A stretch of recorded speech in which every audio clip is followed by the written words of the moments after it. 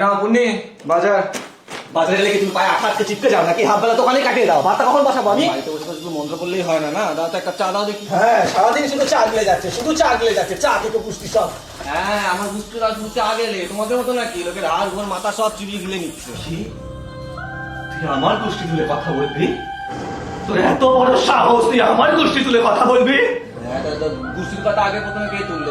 তুমি তো আমাদের গোষ্ঠী, আমি তো আমাদের কথাই বলছি। তোমাদের গোষ্ঠীর আমি হতেও চাই না। একে তো বছরের পর বছর এখানে চাকরের মতো কাজ করছি, তারপর দুদিন পর তোমার দিদি চলে আসছে মাথা খারাপ করে দেওয়ার জন্য। শাড়িটা কোথা নিচে, কানে দুল কোথা নিচে, দেয়ালের রং কোথায় করিয়েছি? দেয়ালের রঙও জিজ্ঞেস করো? জিজ্ঞেস করবে না? আমি যা করি তোমার দিদি তো সব কপি করে। তো জানে না এটা তো ইন্ডিগো অ্যাক্রিলিক ল্যামিনেট, বাবারে বেস্ট একদম পুরো মার্কেটে ওয়াল শাইনের জন্য। কি superior quality, long lasting product. হ্যাঁ, রঙের কন্ট্রাক্টরটাও বললো না একদম বেস্ট প্রোডাক্ট মার্কেটে, ইনডোর আউটডোর সবকিছুর জন্য ভালো। কিন্তু তোমার দিদিকে ইনফরমেশনটা আমি কেন দেবো? আমরা তো একটা অ্যাডের মতো করে বললাম না?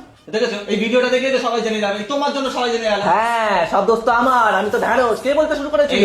ঠিক ঠিক এটাই, প্রত্যেকবারে সব ঘুরে ফিরে আমারই দোষ। না, সব আমারই দোষ, আমারই কপাল, কপাল সব ফুটো কপাল আমার। তোমার তো কপালটা ফুটো, আমার কপালটা পুড়ে ছাই। তাই না? এবার ছাইতে জলে ভাসিয়ে দে, বাসি দুটি আছে কালকে দুটো, ওই দুটো আমার হয়ে যাবে। এবার নিজেদের রান্না নিজেরা করে নাও।